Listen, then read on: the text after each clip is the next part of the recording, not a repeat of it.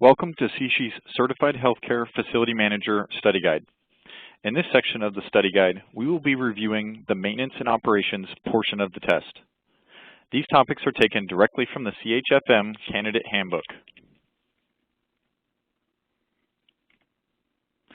Approximately 27 of the 100 questions on the exam will be on the area of maintenance and operations, with 11 of these being the ability to recall or recognize specific information regarding maintenance and operations, and 16 questions being the ability to comprehend, relate, or apply knowledge to new or changing situations regarding maintenance and operations. It should be noted that this is a very large topic with a broad range of questions. We will be focusing on some of the not-so-familiar topics of each area of knowledge, and less on the technical aspects of how various pieces of equipment operate.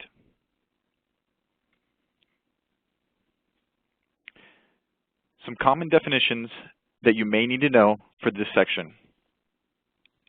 Electric demand controller is a system of energy control that permits selected electric devices to operate only within a specified load on the electrical system. Demand meter is a special meter that records peak energy requirements for a building. The meter can register kilovolt amperes or kilowatt demand for a specific time period. Watt is a measure of electrical energy usage that equals the power developed in a circuit when a current of 1 ampere flows through a potential difference of 1 volt. A kilowatt is 1,000 watts, and a kilowatt hour is the use of 1 kilowatt for 1 hour. An ampere is the standard unit used to measure the rate at which an electric current flows through a device, used to rate electric motors and many electronic devices. A volt is an electrical potential unit, the pressure that allows the flow of electric current. A trap is a U-bend in the drain pipe from a plumbing fixture, which holds water and prevents sewer gases from flowing through the fixture into the building. Soil pipe is a waste drain pipe, which can handle all the drainage from a building, including human waste from the toilets. Storm drain is a drain for the specific purpose of collecting the runoff from roofs and parking areas. Sewage ejector is a system for pumping waste from plumbing fixtures located below the level of the sewer line for a building. A blueprint is a drawing or series of drawings that show the layout of a building, room, plot of land, or the construction of an object. CAD is a computer-aided design and drafting, and uses special software that can save time and money in the production of engineering drawings. Plan view is a blueprint drawing that shows a space or object as if the viewer were looking down at it from above. An elevation view is a drawing showing an outside wall of a building.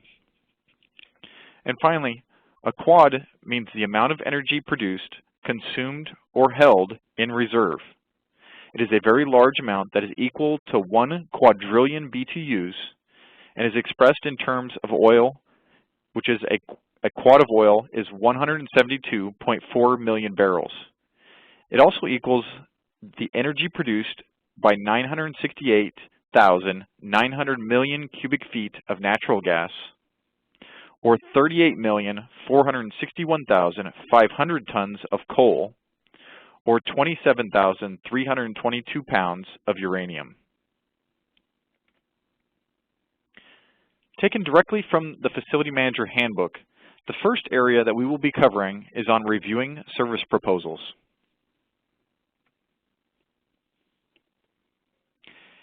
A bidder's proposal should address the following questions. Does the proposal make sense? Is it responsive to the needs of the organization? Has it adequately addressed the concerns of the team? And does the proposed solution solve the problems? Does the proposal satisfy the requirements of the solicitation? And does the work plan make sense? And finally, is the proposed staffing and expertise persuasive? Next, we will be looking at assessing the use of energy-saving alternatives and options. One of the primary areas of energy savings can be derived from direct digital controls, which provide us with the following capabilities. First, make use of microprocessors and sophisticated programming to control a variety of electrical devices. The aim is to save energy by not running particular pieces of equipment at times when specific spaces are closed. It also can turn on and off lights, air handlers, heating units, and ventilation units according to a preset schedule. It can also be used to enhance temperature management in areas that are not used 24 hours per day, and can provide a warm-up period in cold weather and cool-down periods in hot weather. This, simply put, means that the building or offices are at a comfortable temperature when the staff arrives without the heating or air conditioning wasting energy during the unoccupied periods. Some additional alternative measures that can save energy that you should familiarize yourself with include the use of direct digital controls that allow different day and night temperature settings, drawing drapes over windows during dark hours, reducing the usage of incandescent lamps. Unless needed for treatment areas, limit the use of incandescent bulbs to 200 watts. And where possible, replace mercury vapor lights with fluorescent lamps. Use a time clock control for outside lights. And where practical, use motion or infrared sensors to control lights in specific rooms or areas. When incandescent lamps are necessary, use energy-efficient ones, and collect rainwater for watering plants when possible. And finally, reduce glassed-in areas and utilize thermal or double-glazed windows when available. Next, developing energy management programs for buildings and healthcare facilities. Every energy management program should have an energy committee. The administrator may appoint energy committee members to ensure energy conservation. The energy committee is likely to include a person from each major department or division of the healthcare organization. It may have subcommittees, such as a transit committee, responsible for shuttles between sites and staff incentives for using public transit. The responsibilities of the energy committee are planning and implementing the energy program of the organization. An energy management program should consist of 3 phases. The first phase includes energy conservation steps that can be done immediately with minimal inconvenience and disruption. These steps may include adjustments to heating and cooling and lighting, replacements of cleaning of air filters, and improved management of electricity usage. After Phase 1 and in Phase 2, implement and evaluate the various systems. The organization can move on to Phase 2, which involves changes in operational practices. And finally, in Phase 3, it involves physical changes to the facilities and may require funding from management and using money saved through the changes of Phases 1 and 2.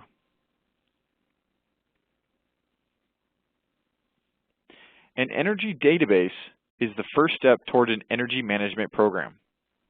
The energy database helps the facility manager thoroughly understand how much energy is used and how it is used. It should include records of energy consumption for the organization, broken down by activity and area of the physical plant. It should chart energy costs, including the percentage of the budget spent on energy according to time period and also by service or activity. Next, looking at evaluating energy management programs for buildings and healthcare facilities.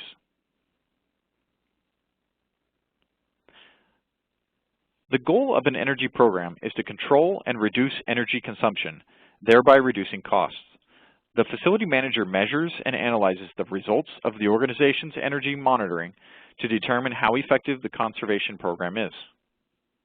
Be sure to measure consumption at the end of each phase of the program or at predetermined intervals. Compare old data with new data over similar time periods so that data from a warm period when air conditioning is required is not compared with a cold period when the building must be heated. And finally, use data analysis to establish levels for both variable and fixed consumption. Next, implementing energy management programs for buildings and healthcare facilities.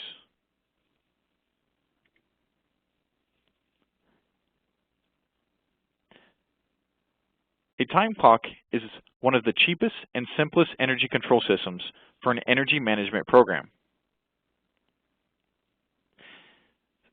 Some of the following apply to time clocks. It uses a time clock to turn electric equipment and devices on and off at preset times. It can be reset manually whenever the need for the equipment or device changes. An example of this usage is the control of outside lighting. However, many businesses have switched to photoelectric cells as a replacement to the time clock for this purpose. Be sure to consult with your security manager to find out which high-risk areas should always be lit. Next, another area is computer energy control systems, which ranges from the very basic computer chip installed in a thermostat to complex systems that control the load cycle on a building air conditioner that maintains different temperatures in separate rooms.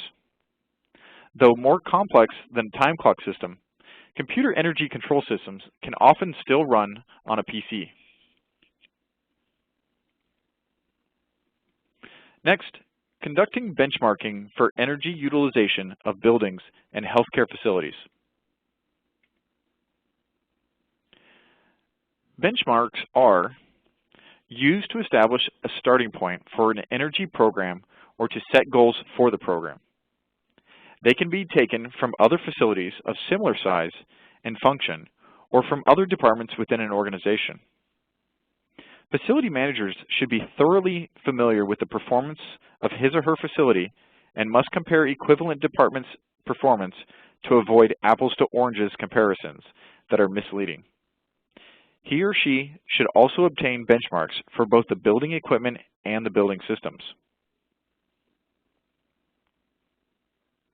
Any program intended to reduce the consumption of energy should start with a baseline energy audit, which provides a point against which future measurements can be compared in order to determine if consumption is actually reduced and if there is a cost reduction.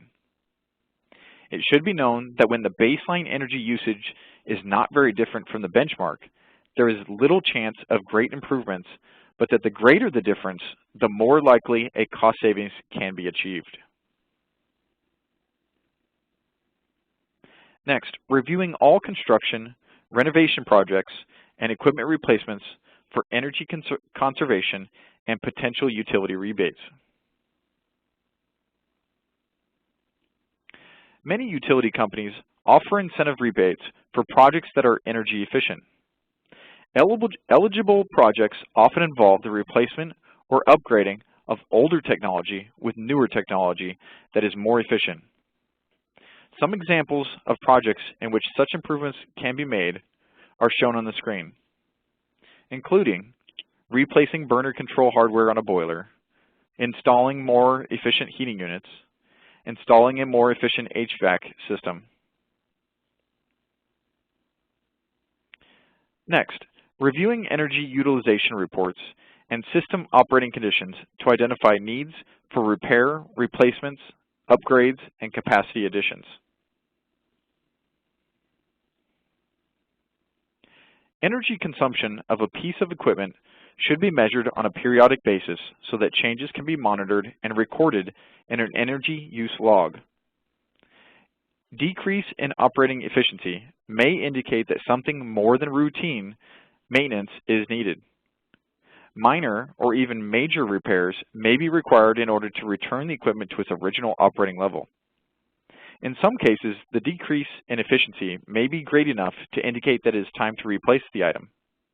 And if the machine is expensive and still usable, it could be refurbished and moved to an area where it will receive less use and can provide backup in case the new machine fails.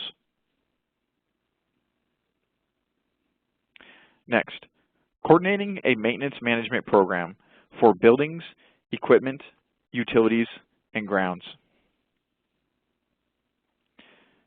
Maintenance can be defined as the activities necessary for the upkeep of equipment, buildings, and grounds, including, but not limited to, inspections, non-janitorial cleaning, painting, parts replacement, and minor repairs. Maintenance is intended to prevent breakdowns and does not add to the value of an item. On the opposite spectrum, a repair is more curative in nature, since it is a response to something that has been broken, or has broken down, worn out, or been damaged. Repairs are either minor or major, but repairs that prolong the life of equipment or property should not add to the value of the item.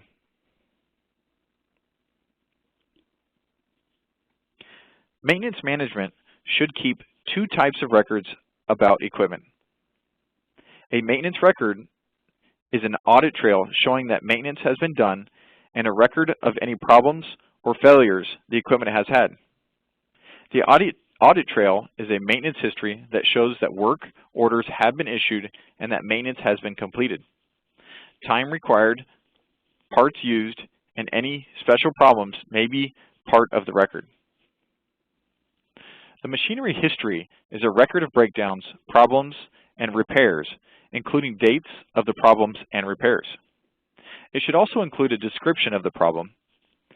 Machinery histories are important for the facility manager to use in the decision-making process of whether to repair or replace a piece of equipment.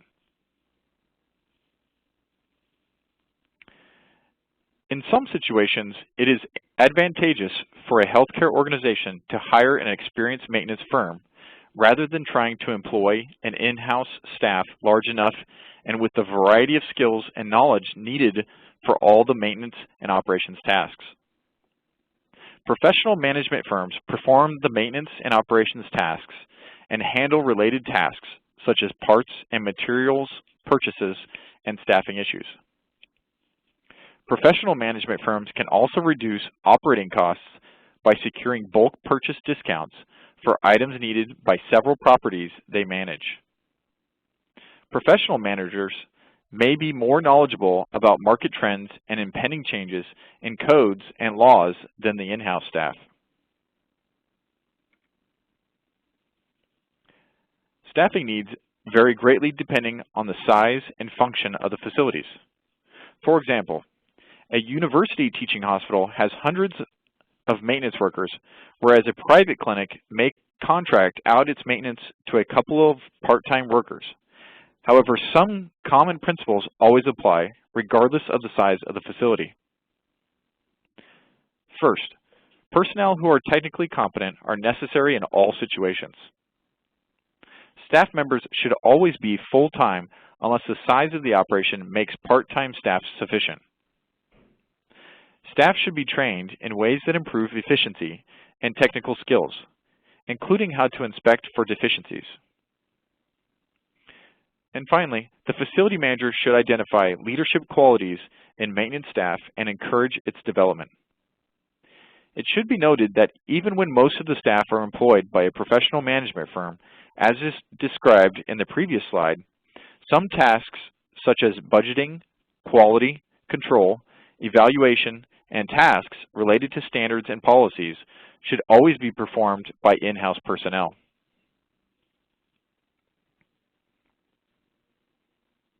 Next, grounds maintenance activities include the following: maintaining paved areas such as parking, driveways, helipads, and walkways, landscaping such as lawns and other plantings, keeping all paved areas and structures clean and clear of debris, making repairs as soon as possible, efficiently planting by choosing perennial plants that resist disease and insects, are drought tolerant, and do not overgrow and require pruning.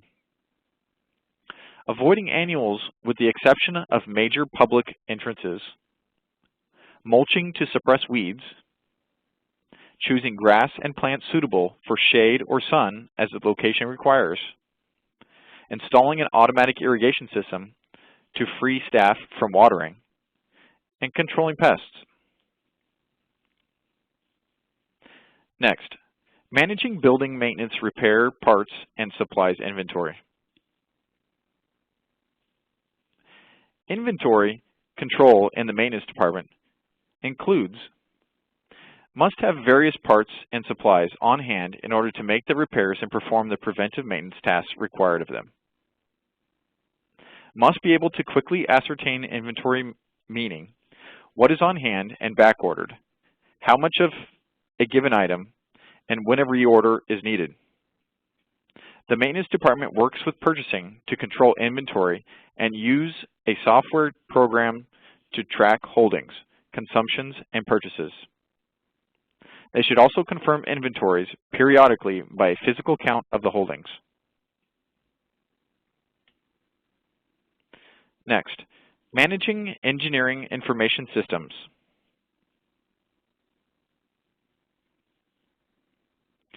A facility manager should be intimately familiar with the work order process, but simply put, the work order process involves the following. Staff member requests for something to be fixed or replaced. Typically, patients and visitors do not complete work orders. The work order identifies the item that needs attention, its location, and the person making the request. It also includes the date and time the request is generated. And the simplest form of a work order is a verbal request from a department head to the head of maintenance. Verbal requests are usually not tracked and recorded. It is better to have the staff member complete a form so that scheduling and resources can be allocated properly. The supervisor reviews the work order to prioritize it, and work orders are not performed on a first-come, first-served basis. Work orders are prioritized as emergency, meaning something that must be done at once, routine, meaning something that should be done as quickly and efficiently as possible, or backlogged, something that must wait for parts, replacement, or cannot be done right away for some other reason.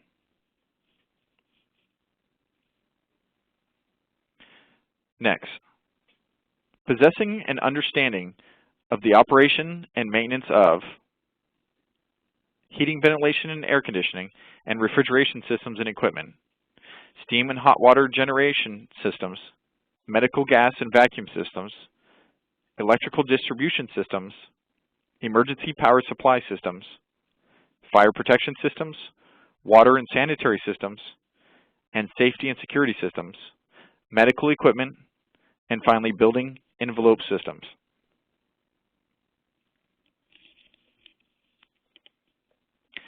The Environmental Protection Agency, or EPA, rules require that refrigerants be tracked from purchase to disposal because they deplete the ozone layer of the atmosphere.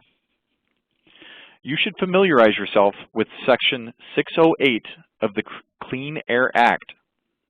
Technicians who service appliances that use 50 pounds or more of refrigerant and the owners of those appliances must keep invoices showing how much refrigerant was added, along with records of service that indicate date and service type. Maintenance technicians must comply with EPA requirements to track refrigerants.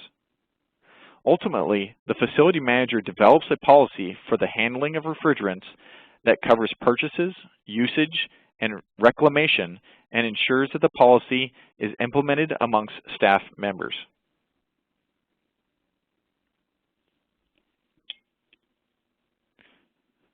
For water heating systems, the three most common water heating systems are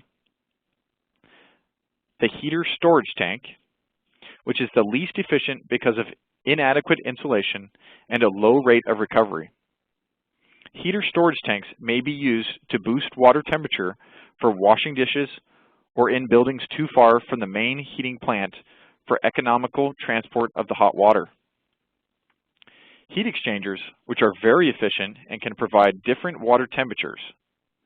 Their major disadvantage is that they are used with a steam or hot water heating system, which reduces their efficiency during the months when heating the building is not necessary.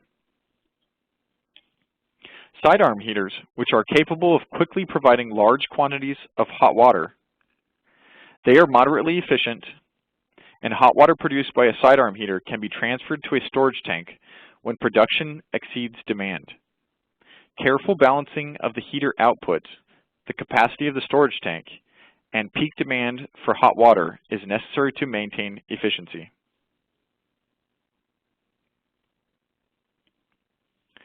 Maintenance staff often change the cylinders and connect the supply lines for medical gases. All personnel who handle medical gases must be thoroughly trained to avoid mix-ups that can result in the injury or death of a patient. Staff are trained to recognize the various color-coded gas labels they may encounter, the correct method of connecting the cylinders to the delivery system, and the fact that the fittings on the cylinders must never be changed. Storage areas for medical gases should be separate from storage for industrial gases. When a gas container is connected to the delivery system, it should be inspected carefully by a qualified person before the gas from the new container is ever allowed into this new system.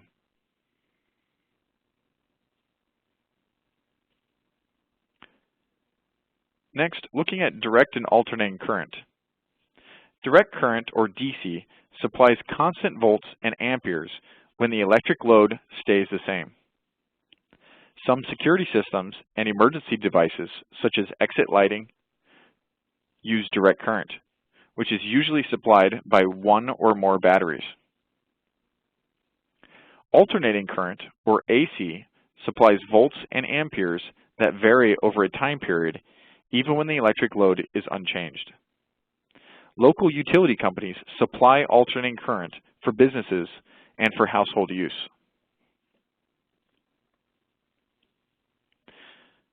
Healthcare facilities must be able to supply temporary electrical power when there is an interruption in the power from the local utility company.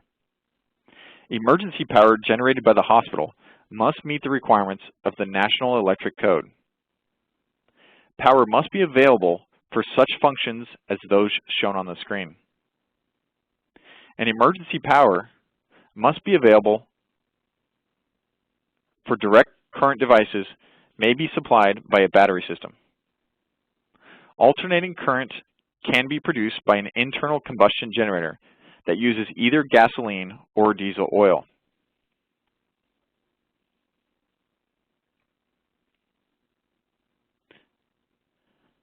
Looking at sprinkler systems. Wet pipe and dry pipe. Both types of sprinkler systems automatically provide water for the suppression of a fire in the protected area. In a wet pipe system, water is present in the pipes that supply the sprinkler heads at all times. The pipes in a dry pipe system contain air until a sprinkler head activates, which releases a control valve for the water. Local codes often require the wet pipe system, but in climates where the pipes may freeze or in critical areas such as data centers, dry pipe systems may be allowed.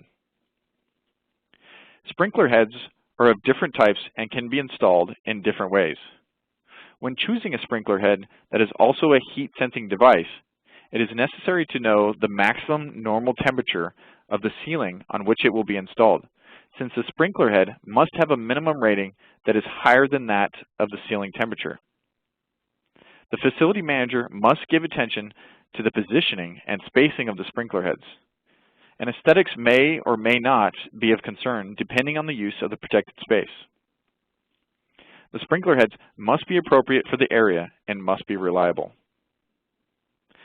During the inspection of a sprinkler system, the facility manager accompanies the fire marshal to do the following: test the alarms, check the piping for pitch leaks and loose pipe hangers. If an antifreeze solution is used, it is checked for adequacy. Check for anything that could hinder activation, such as dust and mineral deposits. Inspectors ensure that paint has not clogged the heads. And check for the reliability, capacity, and pressure of the water system and supply.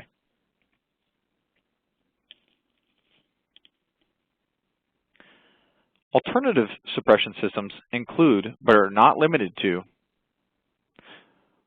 another water-based system is a misting or fogging system. Foggers are gaining use as a replacement for halon systems, which are phased out. A fogger system involves a perforated tube installed at the top of the walls of the protected space. 1 liter of water under high pressure may be adequate to suppress a fire in an enclosed room. Carbon dioxide is a gas that can be used to suppress fires involving electrical equipment, gas, or a flammable liquid. Dry chemical systems use a powder mixture that can extinguish fires in flammable liquids such as cooking oil. Dry chemicals are preferable for kitchens and heliports. A fire detection system activated by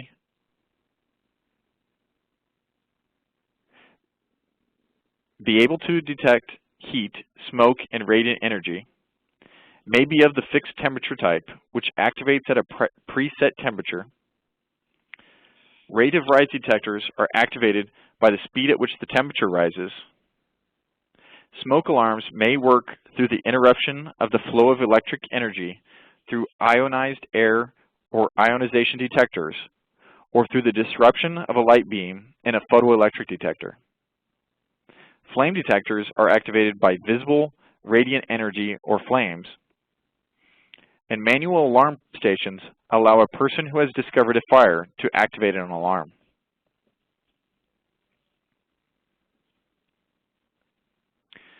You should also familiarize yourself with both upfeed and downfeed systems, which are ways to transport water to where it is needed in a building.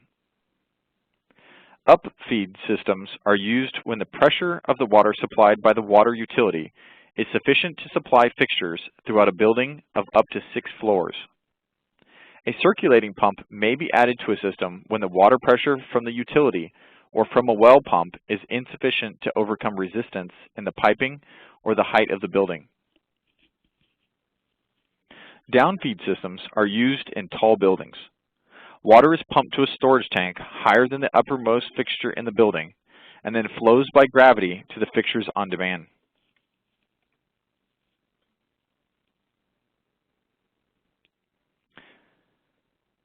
Dripping faucets and water hammer are 2 of the most common water supply maintenance problems that are encountered in a hospital. Dripping faucets waste water and increase needed cleaning, which increases expenses.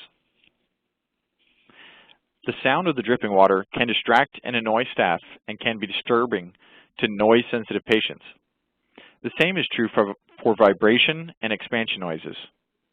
Dripping faucets can usually be fixed by changing valves heat washers.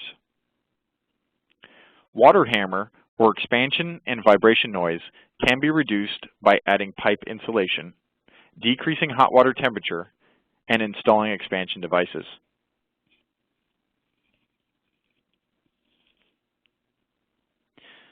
Biomedical equipment technicians, or biomed engineers, are trained to repair, maintain, adjust, and calibrate medical equipment that is electronic, hydraulic, or electromechanical. The equipment for which they are responsible includes those shown on the screen. Biomedical engineers must be able to work in the presence of patients and to repair an in-use machine without disturbing the patient.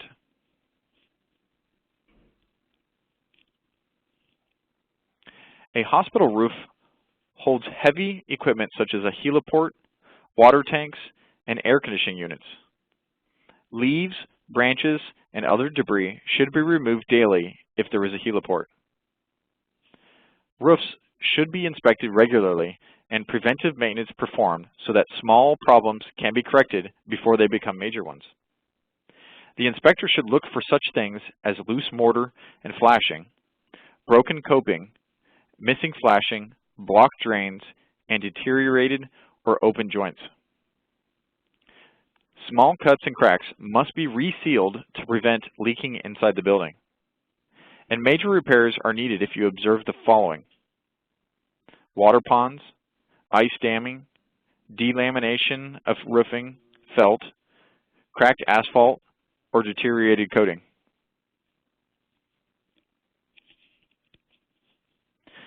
The maintenance of the building's exterior is heavily influenced by its geographic location. Urban buildings deteriorate from automobile emissions and industry that create acid rain and smog. Coastal buildings develop a crust of salt and dirt and require extra maintenance. Desert buildings crack from widely fluctuating temperatures and desiccation on a daily basis. Maintenance requirements also depend on the type of material used in the exterior surfaces. Maintenance usually involves cleaning or washing the exterior of the building, and care must be taken to use cleaners and cleaning methods that are appropriate for the materials. And the building should be inspected annually for indications of leaking and damage.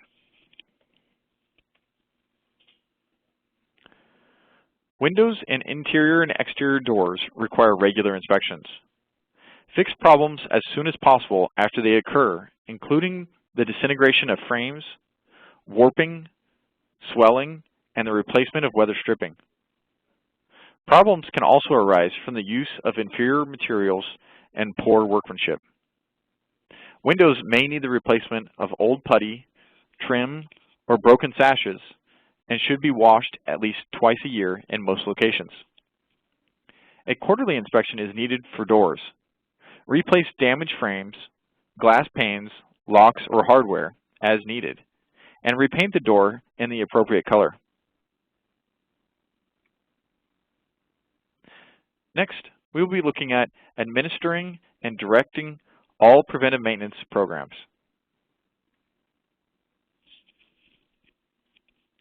Preventive maintenance is any activity performed to keep a device or a facility operating properly and to forestall the development of preventable problems.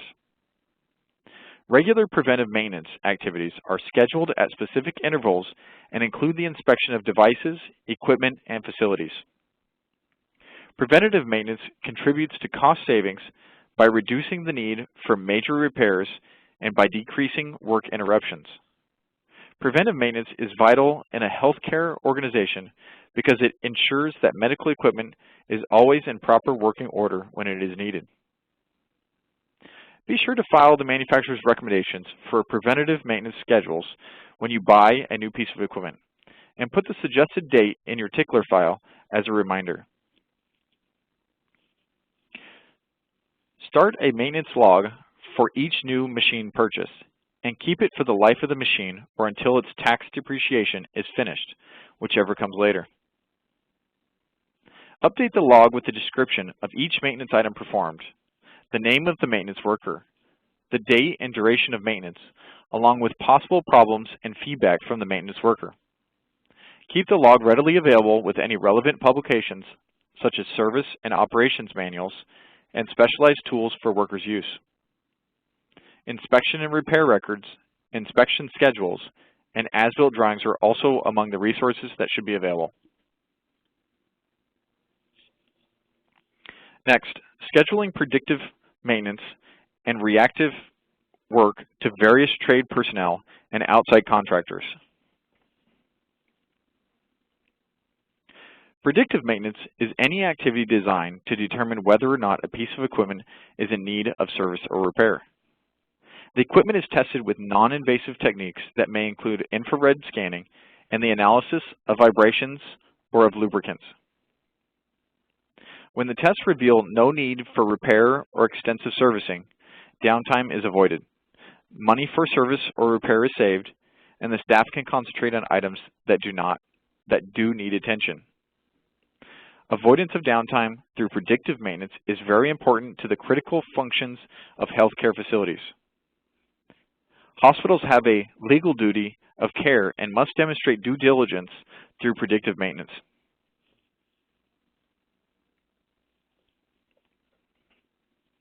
Corrective maintenance is any activity that repairs or restores an item to its former condition. Corrective maintenance takes place after a problem develops, but before the equipment item undergoes a major failure or breakdown.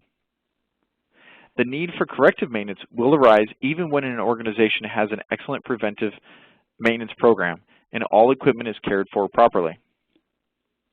While much of the minor repair work for a company's various types of equipment may be performed by staff personnel, some items will require the attention of an expert.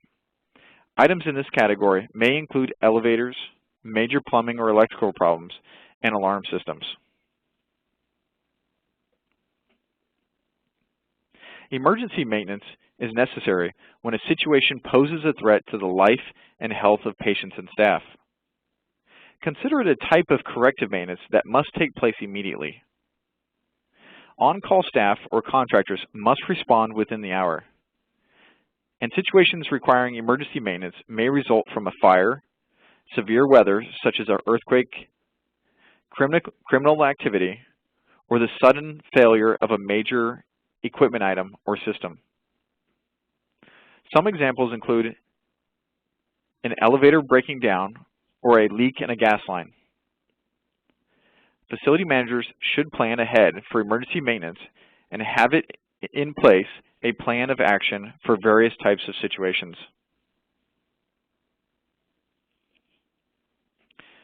Contract services, which are sometimes called vended or vendor services, are supplied on a regular basis by outside contractors.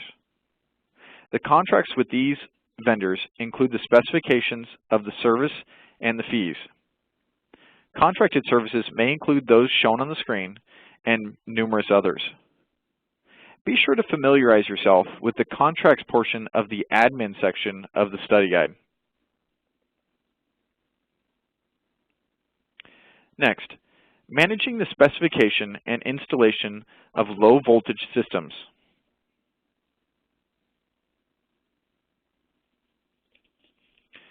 Radio frequency identification, or RFID, has three major applications in the healthcare industry: asset management, patient care, and inventory control. An RFID tag contains an integrated circuit that stores information. A biomedical engineering technician attaches an RFID tag to equipment so it can be tracked quickly without staff spending time hunting for it. An RFID can be used as a means of positive identification for a patient, particularly a baby. And RFID tags reduce treatment errors and can prevent child abductions. RFID tags are also being used to identify lab specimens to reduce reporting errors. RFID tags are attached to stock items for scanning so staff can inventory quickly. And hospital staff must maintain adequate stocks, track consumption of drugs, and record installation of surgical devices. The use of RFID tags help to reduce the number of lost and stolen items.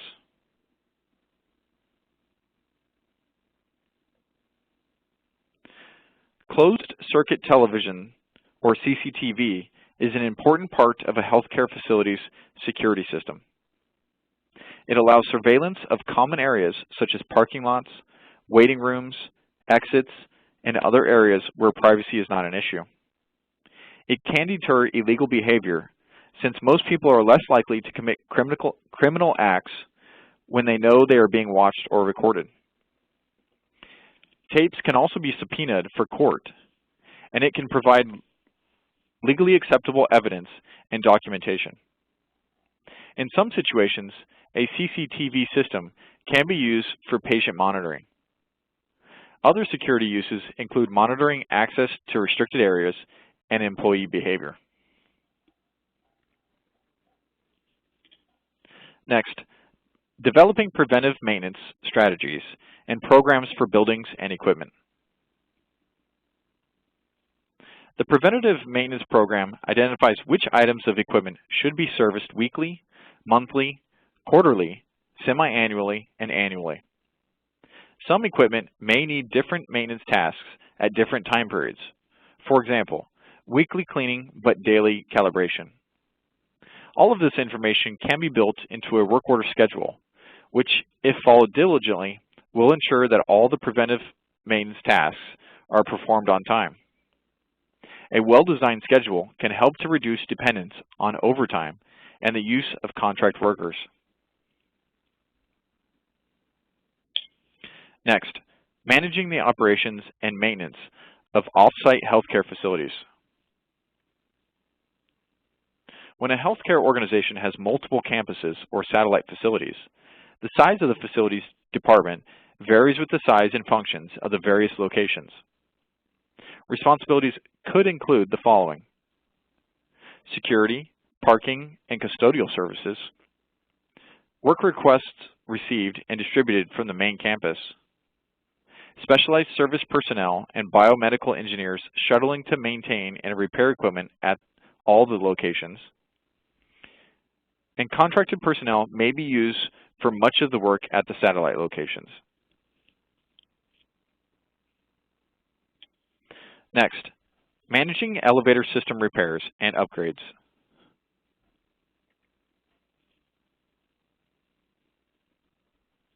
The topic of elevators has several key points you will need to be familiar with for the test. The first is the materials used for the interior of elevator cars. The materials should be easy to clean and not difficult to maintain. A common material used to finish the floor is carpet because it dampens sounds and absorbs moisture during inclement weather. Elevator carpeting should be heavy with edges that do not curl, roll, or fray easily.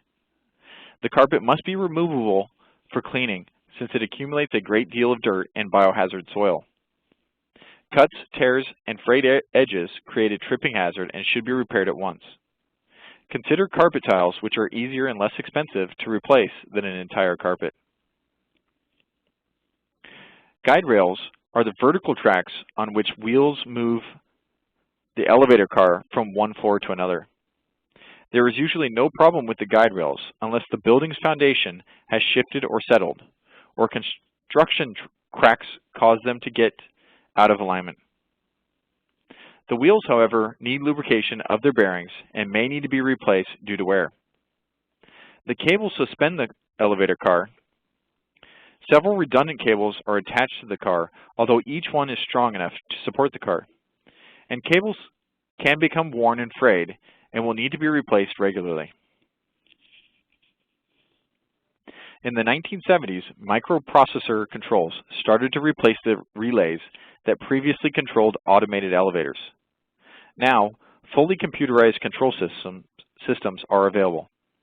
A fully computerized system is often expensive to install, but it can be programmed to minimize waiting times for an elevator. Semi-computerized systems, which make use of standard or limited programs, are also in use. When the facility manager plans a replacement or upgrade of the control system, he or she must consider the age and condition of the current system, and the demands placed on the elevators, and the budget. Some updating can be accomplished with an overlay modernization rather than replacing the entire system. Next, organizing moves that take place within the healthcare facility.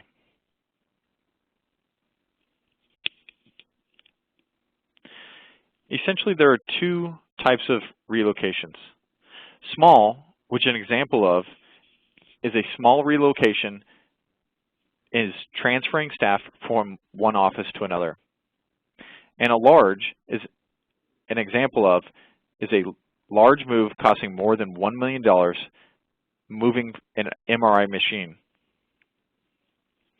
Small relocations are usually handled by the in-house maintenance staff, whereas large moves require the services of a professional moving company. All moves should be planned carefully so that there is a minimum of disruption to the work of the organization. Ideally, there should be little or no disruption to patient care.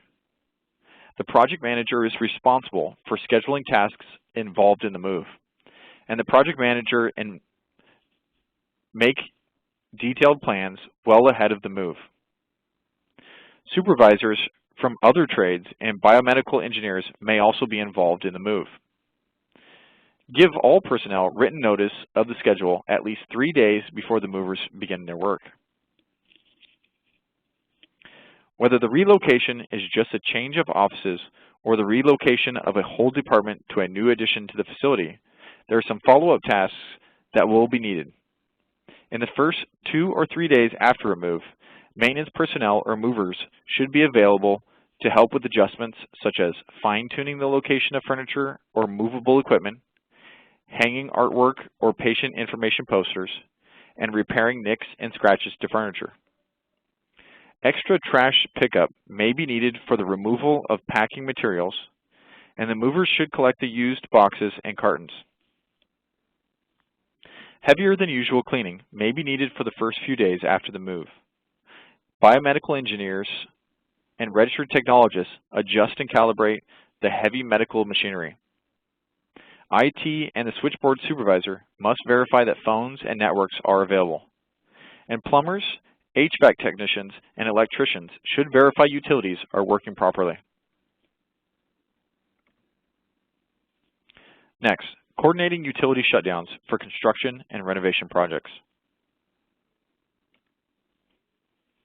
Utility shutdowns can occur for many emergency reasons, such as a broken water main or a power failure.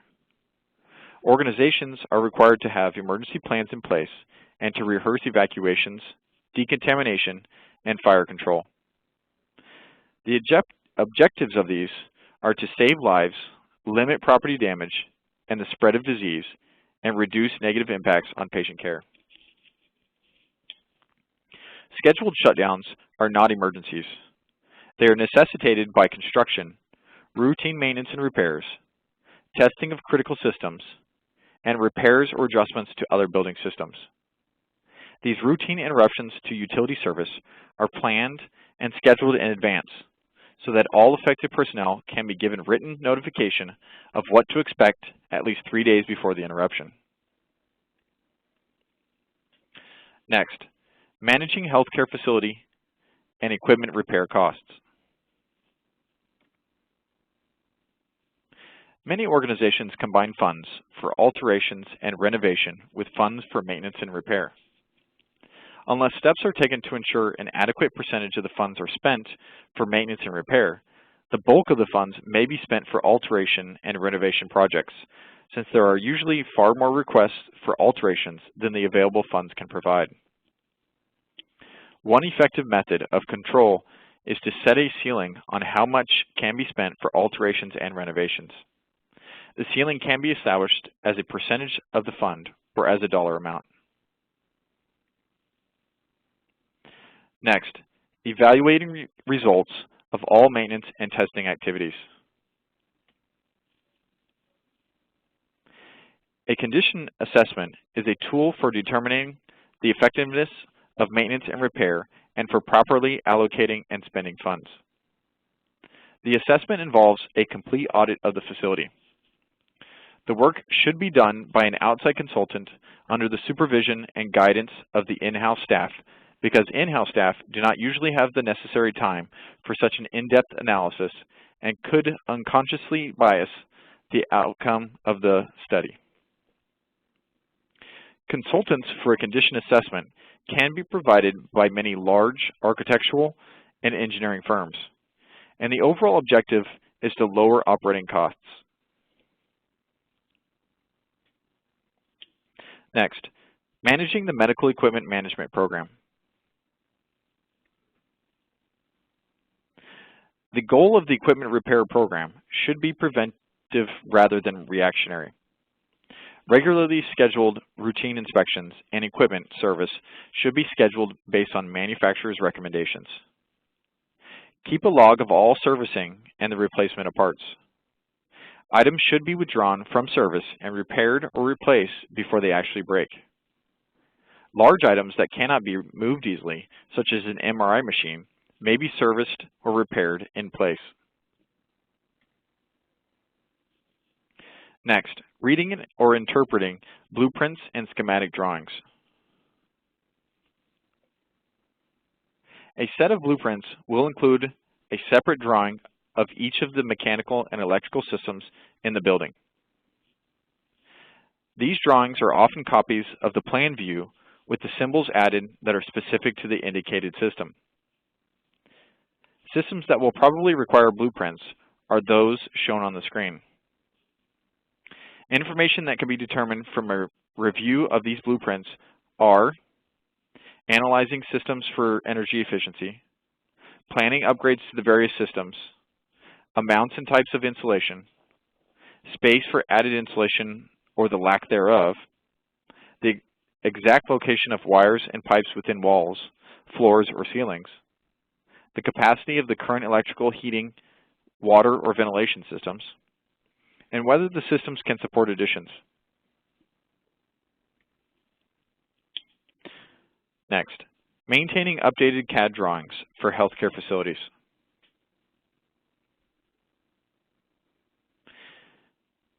CAD stands for Computer-Aided Design Software, and it can be run on a PC and allows engineers and architects to generate their own drawings rather than resorting to a drafting department. CAD systems should have the ability to 1.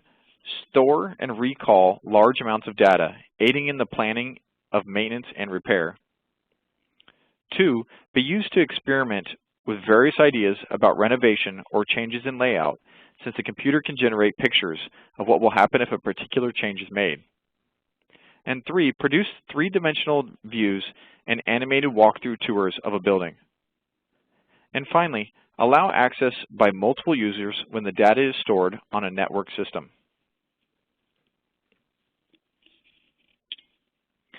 Next, we'll be looking at monitoring indoor air quality. Note that this was also covered in the compliance section of the study guide that you can review back to. The use of recirculated air inside the building reduces heating and cooling costs, but also causes a reduction in the quality of the indoor air. The introduction of fresh or outside air is necessary to prevent illnesses among the people working in the building. Ensure the proper filters are used to prevent the spread of airborne diseases such as Legionnaires and anthrax.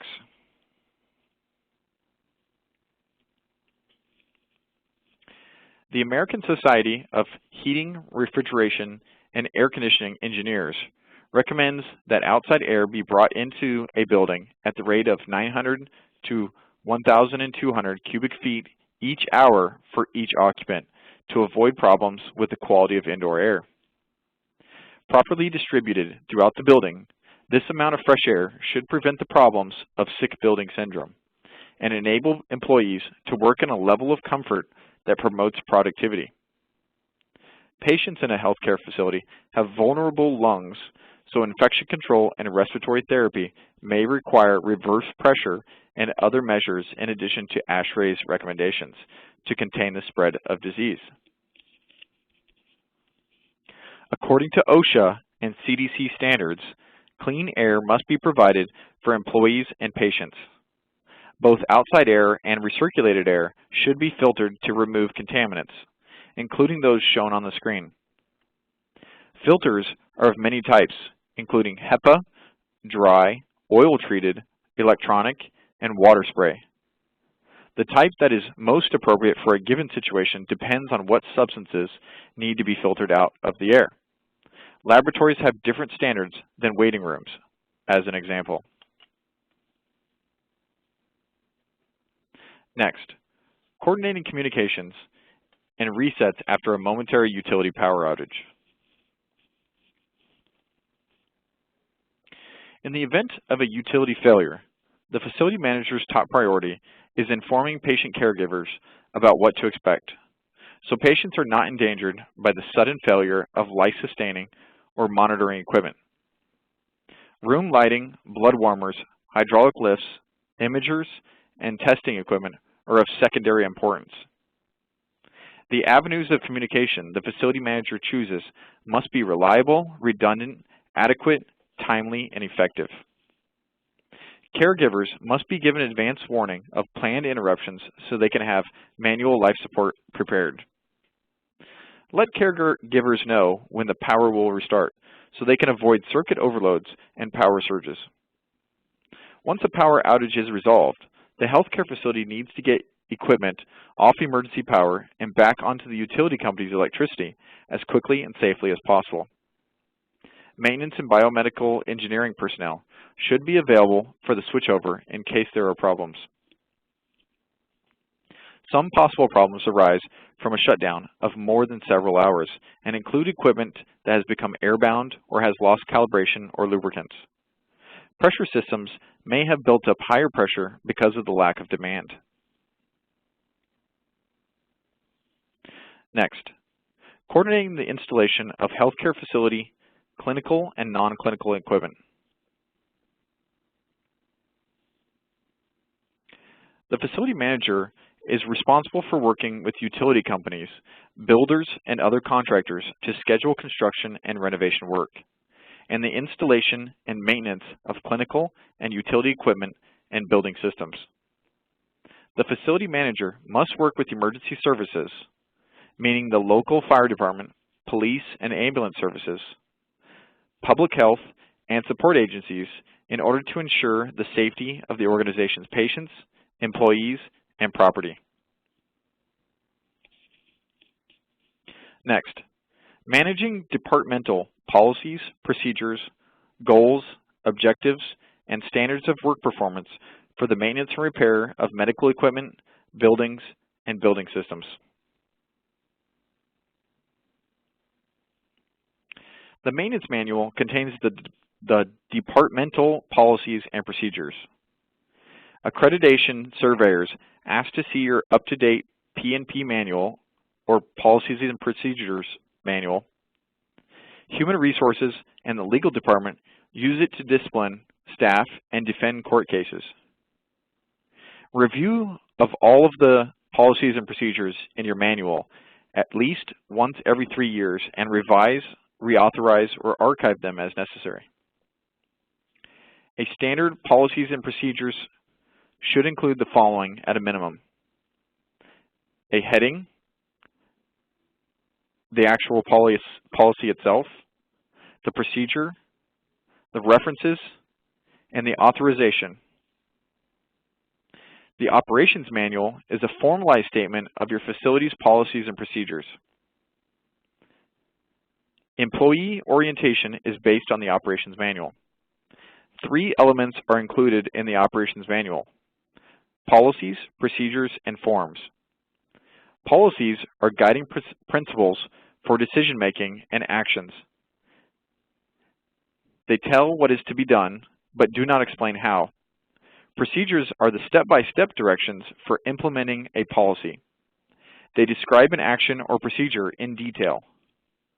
Forms are documents personnel or patients complete, including work orders, purchase orders, request forms, informed consent, and payment authorizations. The manual must be reviewed and updated at least once every 3 years for accreditation. Next, maintaining control, function, and distribution of all healthcare facility locking systems and keys. For key monitoring systems, keep records of keys issued for restricted areas, offices, and controlled access. HIPAA requires that you safeguard confidential patient information. Terrorists can sabotage unlocked utility rooms. Ensure that former employees return their keys at the end of their service. And use a temporary key log. Replace a lock when a key to it is lost. And keys should be stamped with the notation, "Do not duplicate." Access control systems can be used to lock in an intruder until security and police arrive. Access requires a swipe card, proximity card, metal key, keypad, or biometric ID. And proximity cards are used when personnel need to be hands-free, such as the example of at a heliport. Watermarks or stamps can reduce the likelihood of counterfeiting. And key cards control access to elevators and parking areas and some equipment and lighting areas.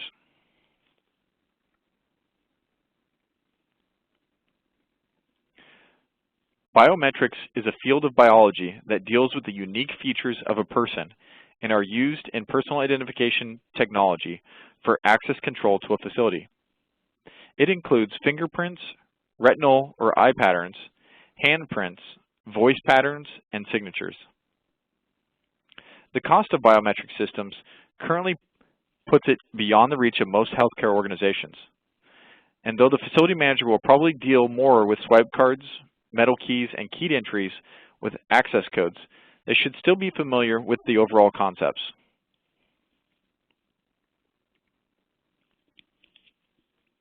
Next, we will be going over some various study questions. Note that some of the questions may seem dated, but many of the topics are still covered in the facility manager exam. So individuals should familiarize themselves with the subjects.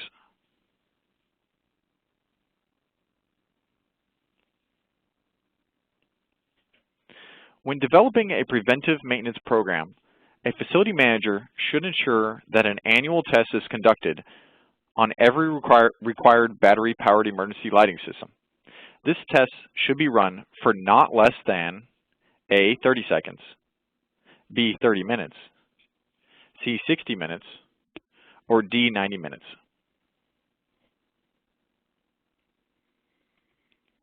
Answer D is the best answer here. According to NFPA 101, annual testing should be run on battery-powered emergency lighting systems for 90 minutes. Total dissolved solids in a cooling tower are regulated by A, a chemical feed pump, B, tower bleed-off rate, C, variable speed dry fans, and D, water temperature. Answer B is the correct answer here. Increasing the tower bleed-off rate will lower the total dissolved solids in a cooling tower. When using a load bank to perform a load test on an emergency power supply system, or EPSS, the test is run for a minimum of A, 30 minutes, B, 1 hour, C, 2 hours, D, 4 hours. Answer C is the correct answer here. According to NFPA 110, load tests on EPSS systems should be run for a minimum of 2 hours.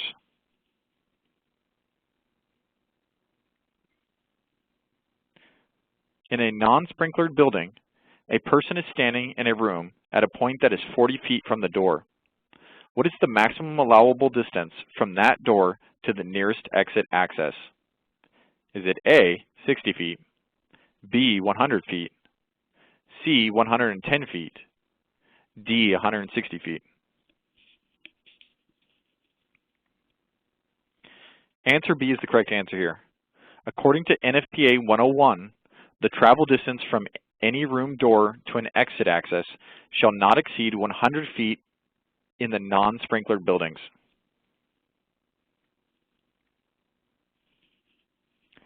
A hospital using natural gas and electricity is interested in benchmarking energy consumption with other hospitals in the state.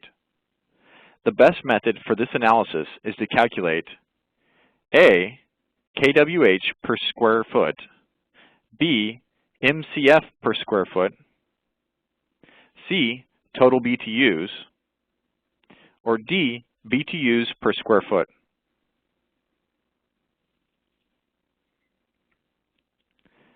Answer D is the best answer here. This is the best analysis tool because any energy source can be converted to BTUs. By using total energy used as the numerator and square footage as the denominator, a unit of measurement can be established for total energy consumption that is not dependent on the size of the facility.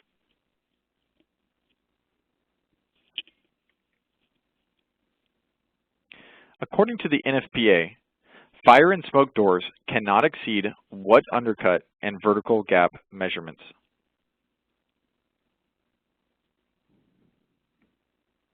Answer A is the correct answer here.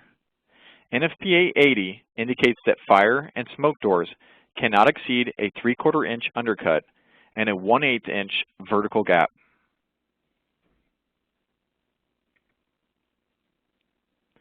Which of the following components of an intelligent fire alarm system needs quarterly checks? A, off-premises transmission equipment, B, light and bell devices, C, rate of rise sensors, D, smoke head sensors.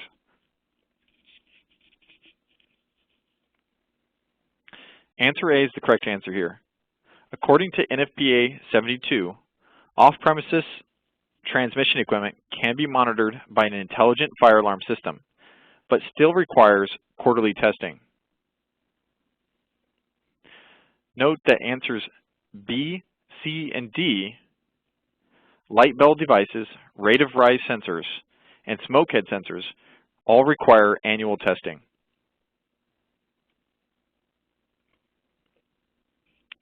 Which of the following best describes power factor? A, the horsepower versus kW output of a generator set. B, the average power consumption of an electrical device. C, the relationship between apparent power and real power. Or D, a utility rate based on total horsepower and facility square footage.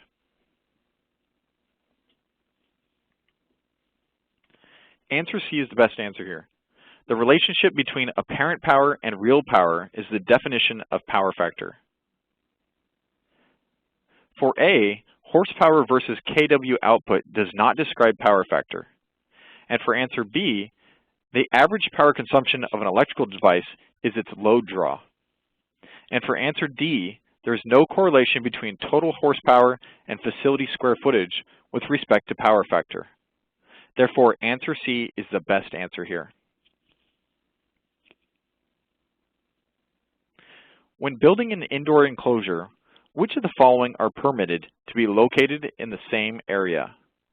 1, manifolds for gas cylinders with reserve supply.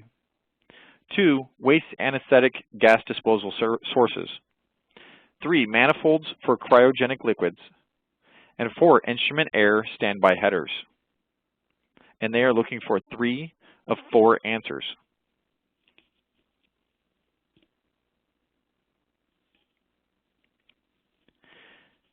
Answer C is the correct response here. Number 1 is true because according to NFPA 99, manifolds for gas cylinders with reserve supply, manifolds for cryogenic liquids, and instrument air standby liquids can all be stored in the same indoor enclosure. Answer 2 is false because waste anesthetic gas disposal sources cannot be stored in the same indoor enclosure as the other items. So the correct answer is answer C because answers 1, 3, and 4 are all true.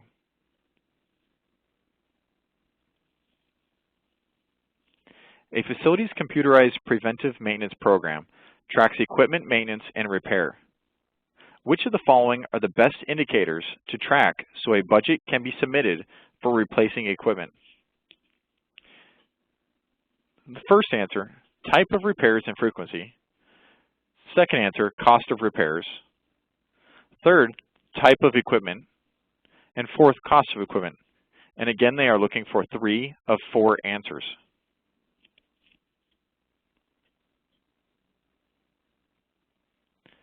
Answer B is the correct answer here because answers 1, 2, and 4 are all true.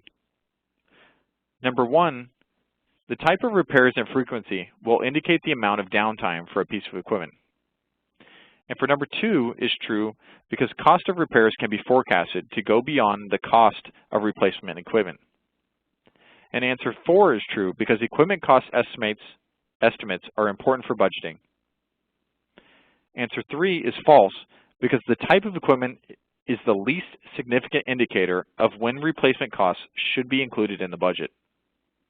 Therefore, answer B is the correct response here. When the primary source of power and the emergency generator have a transfer of load with an interruption, it is called A, closed transition, B, frequency sensing, C, voltage sensing, or D, open transition. Answer A is the correct answer here. A closed transition occurs when one switch closes before the other switch opens.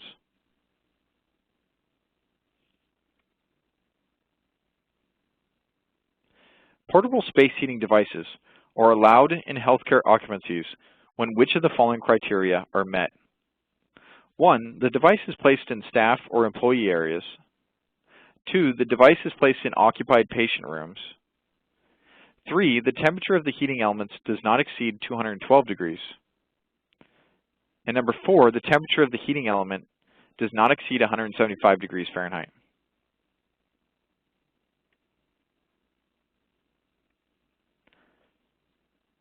Answer A is the correct response here because answers 1 and 3 are both true. According to NFPA 101, portable space heating devices shall be permitted in non-sleeping staff and employee areas where the heating element does not exceed 212 degrees Fahrenheit.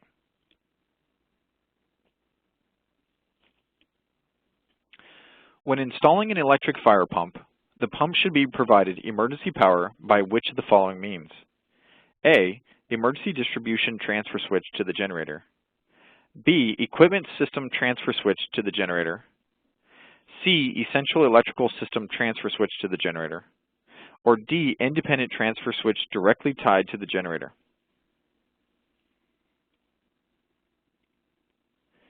Answer D is the correct answer here. According to NFPA 70, fire pumps must be tied into the emergency power distribution grid without any interruptions other than an independent transfer switch.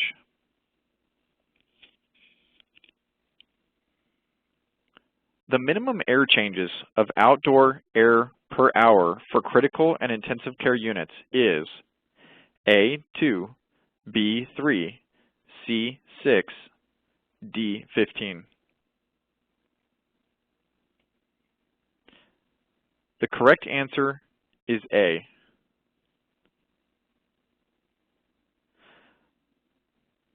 The AIA guidelines for healthcare require a minimum of 2 air changes of outdoor air per hour for critical and intensive care units.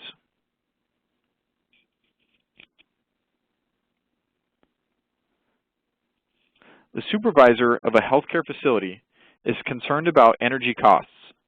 The facility manager will need to develop a cost per square foot benchmark. Which of the following should be checked before starting the process? 1, the type of light ballast. 2, the building square footage. 3, the cost per ton to generate chilled water. Or 4, all utility bills. And they are looking for 2 of 4 answers.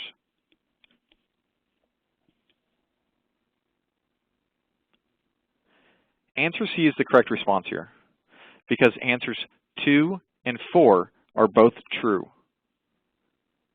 Answer 2, the building square footage is the denominator in the benchmarking equation. And answer 4 is true because the cost of all utility bills is the numerator in the benchmarking equation.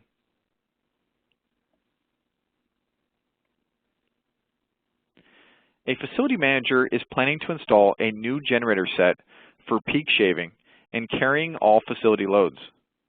Which of the following switches should be installed to minimize interruptions and facilitate maintenance? A, open transition. B, open transition with manual bypass isolation. C, closed transition. Or D, closed transition with manual bypass isolation.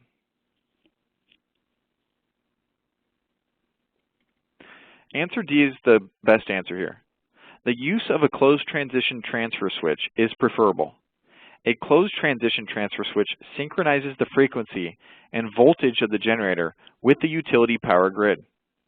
The manual bypass will allow servicing of the switch without interrupting the power to the facility.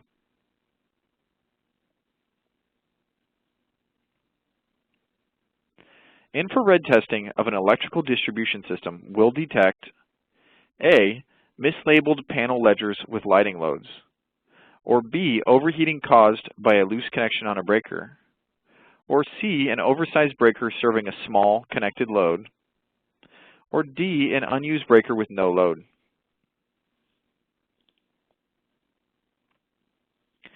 Answer B is the best answer here.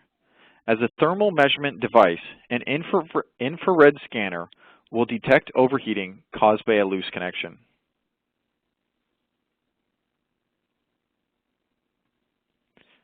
The efficiency of a steam boiler system is improved by A, increasing boiler's blowdown, B, using makeup water with minimum condensation return, C, increasing steam operating pressure, D, a return of 100% of condensate.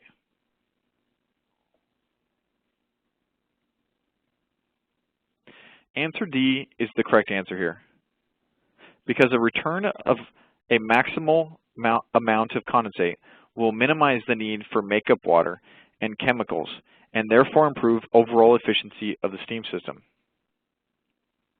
Answer A is incorrect because increasing blowdown will use more water and decrease efficiency. And answer B is not the best answer because using makeup water is good, but without maximum condensation return will not improve efficiency. Answer C is not the best answer because increasing steam operating pressure will not improve overall efficiency.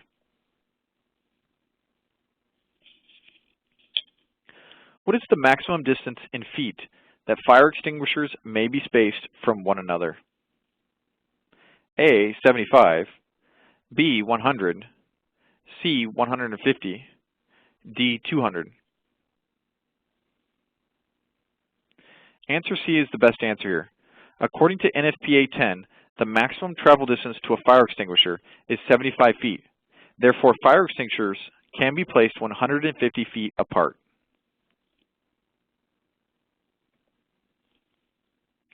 To improve the efficiency of a steam boiler, a facility engineer should consider one of the following actions. A, running multiple boilers under low conditions. B, installing low NOx burners. C, adjusting fuel to air ratios. Or D, installing opacity monitors.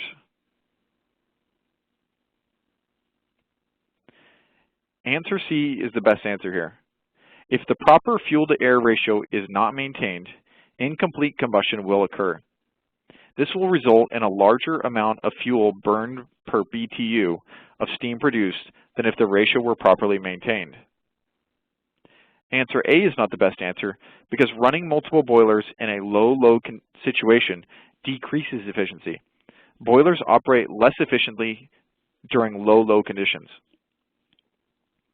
Answer B is not the best answer because low NOx burners tend to decrease the efficiency of steam boilers. And answer D is not the best answer because opacity monitors only monitor smoke conditions and do not impact boiler efficiency.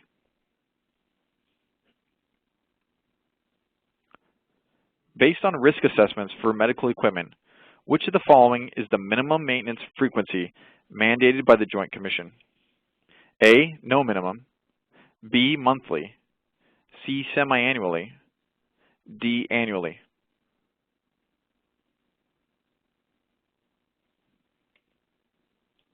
Answer A is the best answer here. According to the Joint Commission, institutions are to design their own maintenance programs based on risk assessment, equipment history, and manufacturer's recommendations with no minimum frequencies.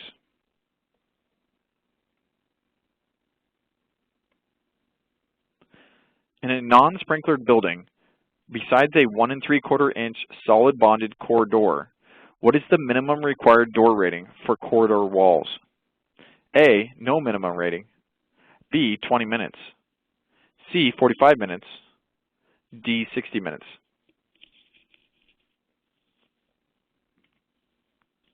Answer B is the correct answer here, because according to NFPA 101, doors protecting corridor openings in a non-sprinkler building shall have a fire rating of not less than 20 minutes. Activation of a dew point alarm on a liquid ring compressed medical air system is most likely the result of which of the following? A, a drop in pressure of medical air, B, failure of the inline dryer, C, excessive blockage of a filter, D, low water level in the separator. Answer B is the best answer here. Failure of the inline dryer would prevent moisture from being removed from the air being delivered to the pipeline, which would raise the dew point of the air. Answer A is not the best answer because a pressure drop would result in a low pressure alarm, not a dew point alarm, and should not significantly impact the dew point level. Answer C is not the best answer because excessive blockage of a filter would also reduce the pressure of the air, which would result in a low pressure alarm. Answer D is not the best answer because low water level in the separator will not cause a dew point alarm. Storage batteries used in connection with level 1 and level 2 emergency power supply systems should be inspected A, daily, B, weekly, C, monthly, D, quarterly. Answer B is the correct answer here, because according to NFPA 110, storage batteries associated with level 1 and level 2 emergency power supply systems should be inspected weekly.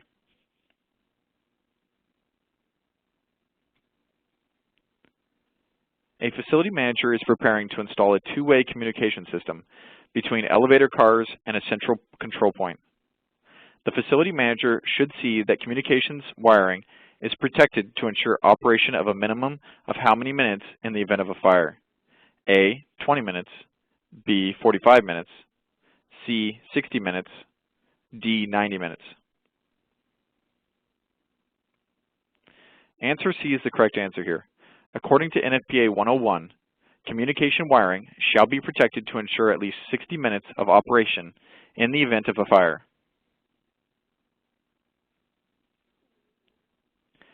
A fire in the deep fat fryer of a dietary kitchen should be fought with which of the following fire extinguishers? A, Class A, B, Class B, C, Class C, D, Class K. Answer D is the correct answer here, because Class K fire extinguishers are restaurant-rated extinguishers and should be used for kitchen fires, according to NFPA 10. Class A fire extinguishers should be used to fight paper fires. The primary component of Class A extinguishers is water and should not be used on a grease fire. Class B fire extinguishers should be used with flammable liquids and are not the best choice for use on a grease fire.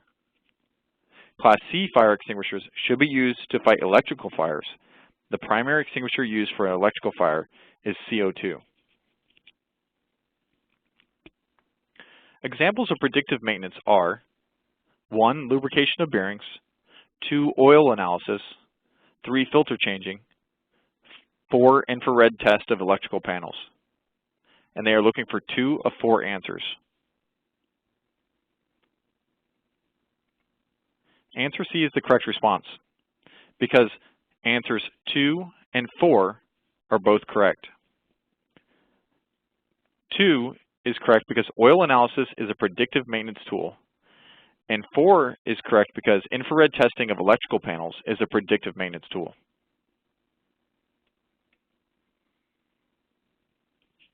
Which of the following is a characteristic of sidearm water heating systems? A, they are used with steam or hot water heating systems. B, they are less efficient because of low recovery rates. C, they are used to boost water temperatures for washing dishes. Or D, they quickly provide large quantities of hot water. Answer D is the correct answer here. Sidearm water heaters provide large quantities of hot water quickly and are moderately efficient. Heat exchanger water heating systems are used with steam or hot water heating systems and are less efficient during months when heating is not required. Water heater storage tanks have a low rate of recovery and are useful for boosting water temperatures.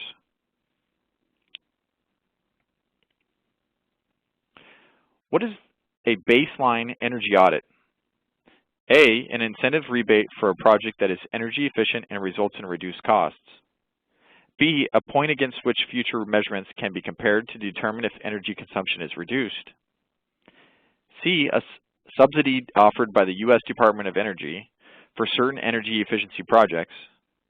Or D, a plan to monitor and control the load cycle on a building HVAC system for over a period of time. Answer B is the best answer here. A baseline energy audit provides a point against which future measurements can be compared to determine if energy consumption has been reduced. A condition assessment is a tool for determining which of the following: A, the feasibility of a facility relocation, B, a price ceiling for alterations, C, how to properly allocate and spend funds, D, how to plan and schedule maintenance. Answer C is the best answer here. A condition assessment is a tool for determining the effectiveness of maintenance and deciding how to properly allocate and spend funds.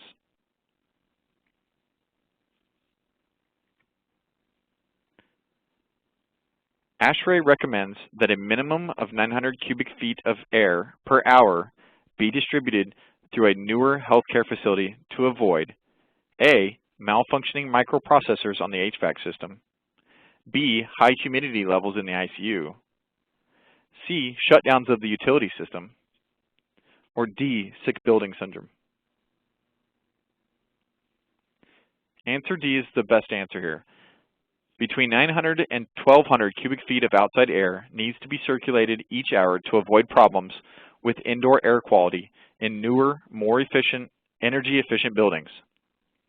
Quality problems can lead to sick building syndrome.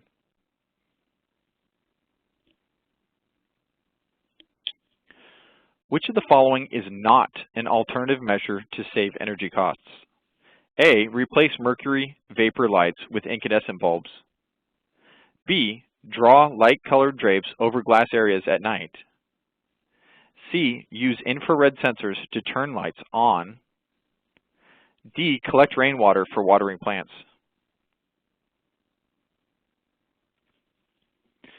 A is the correct answer here. When possible, mercury vapor lights should be replaced with fluorescent lamps, which cost less to use.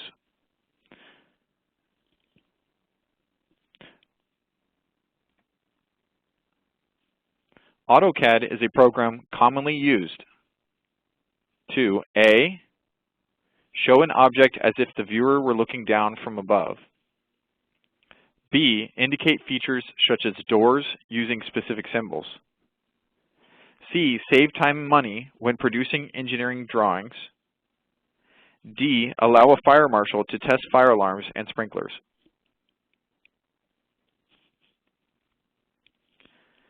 Answer C is the best answer here. AutoCAD uses special software to speed up the process of creating engineering and architectural plans, which saves time and money.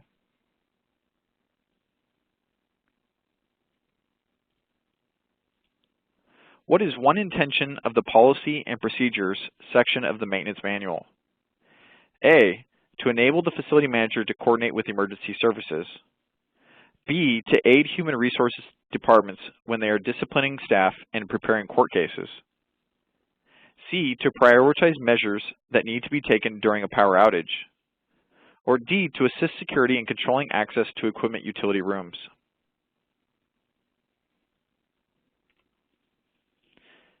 Answer B is the correct answer here.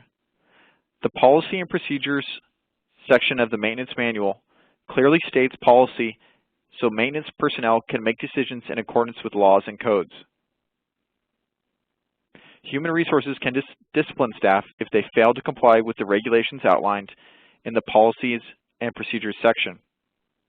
Facility managers coordinate with emergency personnel by conducting regular drills to simulate different scenarios.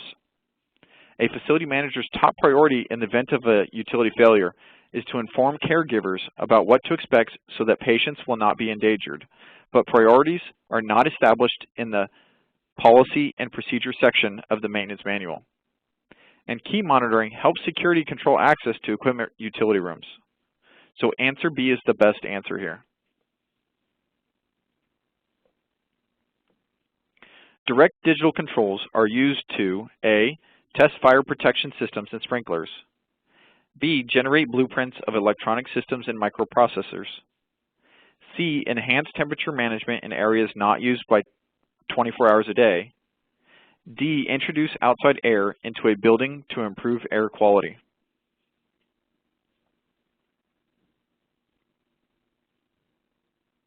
Answer C is the correct answer here.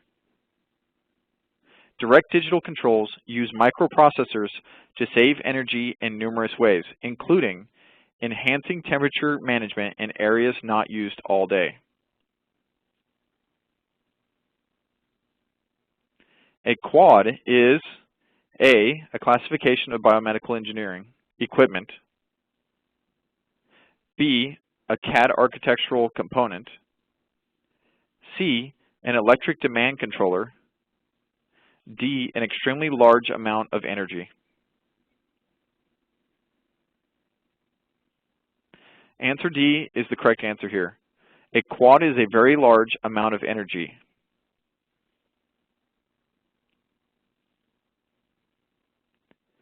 Phase 1 of an energy management program involves A, adjusting cooling and lighting, B, setting up an energy database, C, upgrading the facility's telephones, and D, changing operational practices.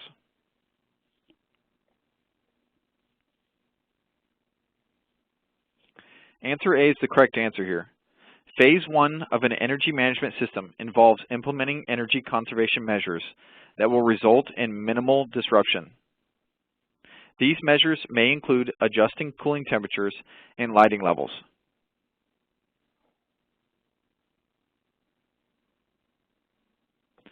Facility blueprints are reviewed to determine which of the following: A, the effectiveness of maintenance, B, the location of blocked roof drains, C, space for additional insulation, D, access control to utility rooms. Answer C is the best answer here. Blueprints would be reviewed to determine whether there is sufficient space to add more insulation.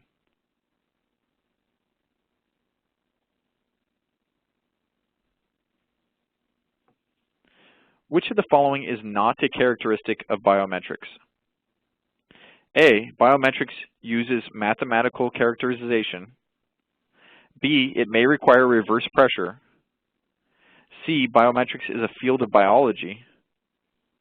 D, it includes using retinal patterns.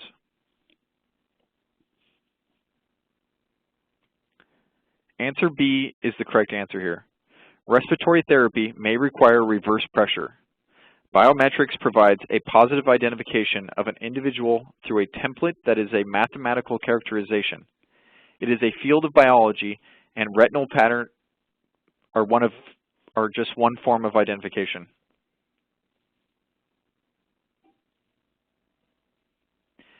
If not repaired, broken coping can lead to A, dust and pollen accumulation, B, water damage inside the facility, C, a lapse in key monitoring, D, a clogged storm drain.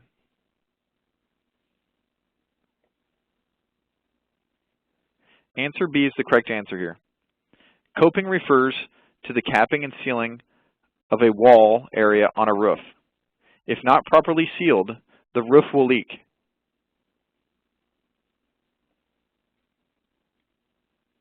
Which of the following is an application of radio frequency identification, or RFID? A, recording peak energy requirements. B, monitoring HVAC systems. C, communicating with caregivers.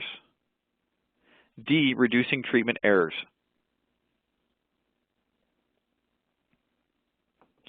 Answer D is the correct answer here. Patient care is one of the 3 applications of RFID, which can significantly reduce treatment errors and the administration of incorrect medications.